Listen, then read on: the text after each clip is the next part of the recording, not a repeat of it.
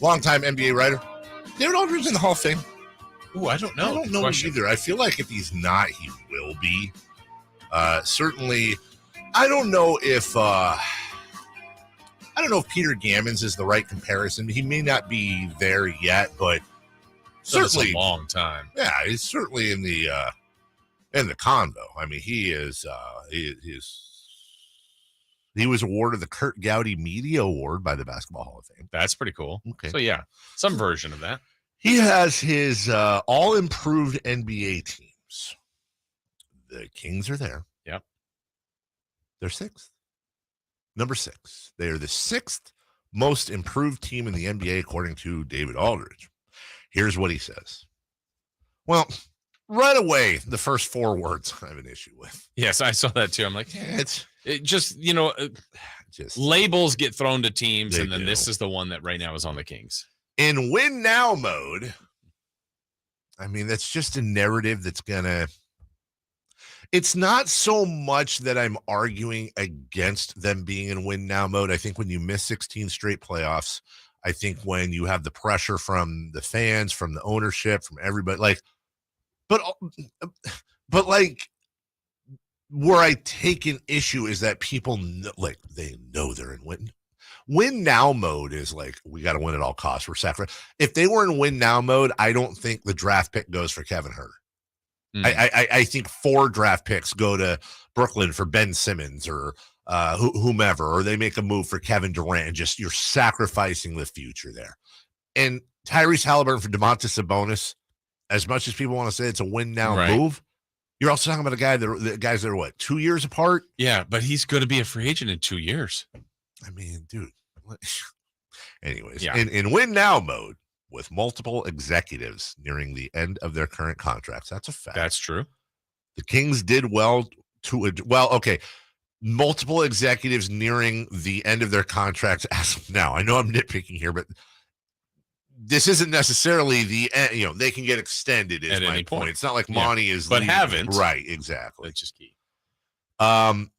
The Kings did well to address their sickly 3-point percentage, 34%, which is 24th in the league.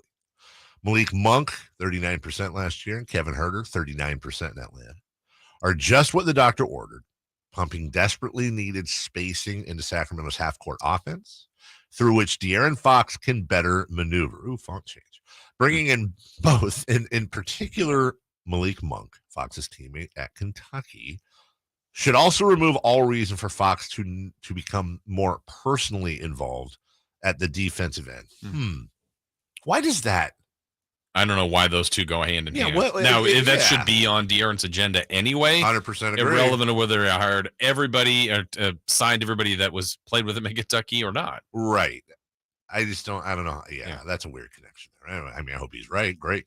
The Kings then made the right call for them at number 4 in the draft with Keegan Murray, a wildly productive wing at Iowa who should find plentiful front court minutes in Sacramento with Harrison Barnes. Add Domantas Sabonis in the middle, and a pretty potent offensive group is coming into focus. It will be Mike Brown's job to put some teeth into the squad at the other end. The Kings haven't been in the top half of the league in defensive rating since 05-06. Wow. Just the top half. Man. They've only cracked the top 20 once during that stretch. Yeesh. He even writes it out. After all the crap basketball they've endured for more than a decade, Kings fans deserve a playoff run next season, a real one. It's interesting when he puts it in that perspective. For all the crap, first off, we've dealt with crap basketball for 80% of the time the Kings have been here, if not higher, number 1. Number 2, I don't think that a fan base has actually been through a worse stretch in sports history than this, because not only do you have the 16 years, the record, all that, and some people are like, well, the Mariners or the Padres, but the fact that you also had to deal with 5 years of relocation issues, you add those together. Like, think about the relocation had happened, and they were still inching into the playoffs here and there, and they were like a normal middle-of-the-road team. Not only did they deal with are we in the middle of this historically bad run, but, oh, by the way, we had the relocation to deal with too. So, well, and that's why, there was a frame, I don't know how long it was kind of acceptable. Hey, at least the team's still here. And then some people got tired of that phrasing. Yeah, they're here. We get it. Like they didn't go. Well, I still think the reflection on that is important because if the Kings and this stretch continued and they went to Seattle, some people here would be like, good. They're losing. I don't care. Yep. But you know what? You're also not watching NBA basketball in person. You're not getting a chance to go to those games. So I don't think you hang your hat on that and just say like forever, but I still appreciate that they're here. It stinks that they've lost way too many times. There's no denying that. But I think I agree with a lot of the stuff he says here. And basically, out of necessity, they have to improve. If they don't, hey, this streak's going to go to 17 and 18. And I mean, it stinks. I don't want to think about that, but that's what will happen if they don't get better. MC flew to Illinois and has a message from Chicago Cubs fans saying 108 years is nothing. You're right, Dave. Okay, well, a couple things. First off, multiple finals, i.e. World Series appearances for the Cubs. That's number one. Number two, there was never, ever a threat of the Cubs leaving. Yeah. Okay. Number three, the Cubs' overall record, wins and losses, would dwarf what the Kings' overall record, wins and losses has been since they got here 30 plus years ago.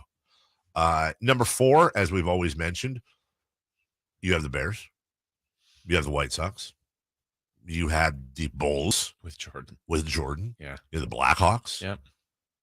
Northwestern, prominent college. Very sports, much so. And isn't Notre Dame like an hour and a half away? Or I mean, it's just not a comparison. It really, I'm not saying what Chicago went through wasn't terrible, horrible, and legendary, but I'm telling you, this is the worst stretch, I think, when you put it all together in sports history. And now a lot of fans are looking for, and there's been, dare I say, some buzz about this team improving.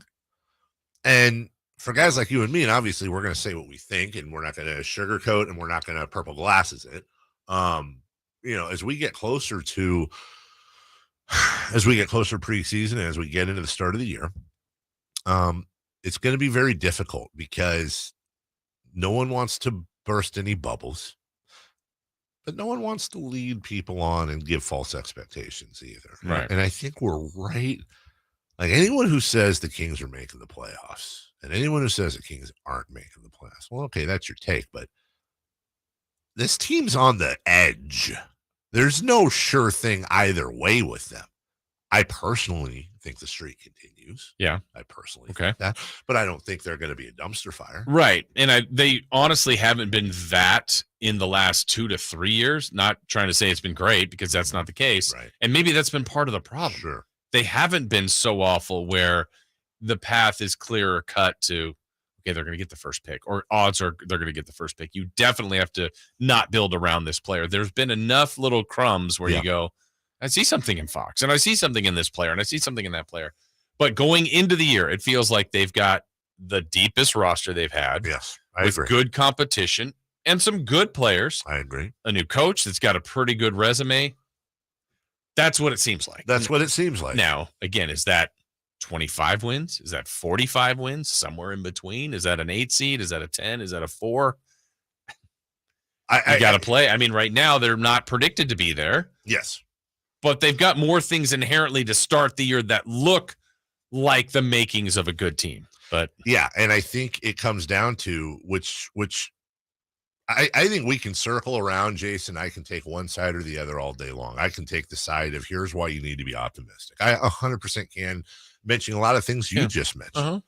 Then you go on the other hand, you go, well, okay, they have a max player who's entering his 6th season, who's never been an all-star, and who, basically it was out for 2 months, and then Tyrese Halliburton got traded, and that whole thing happened. You got Domantas Sabonis, 2-time all-star, but in the East. Now he's in the West, and you have Mike Brown, who's never done anything as a head coach without a generational superstar. You have Harrison Barnes, who is by all numerics a below average 3. And what I mean by that is when you rank all the threes in the NBA, he ranks below 15. He's by definition a below average player. And then, you add Malik Monk and Kevin Huerter, and you can, and then beyond that, the things that aren't in their control, which is Portland gets Lillard back and they're healthy. They add Shaedon Sharpe, and we don't know what he's going to be, but that was a guy that was rumored to be right in that range at 4, 5, 6, where the Kings were picking.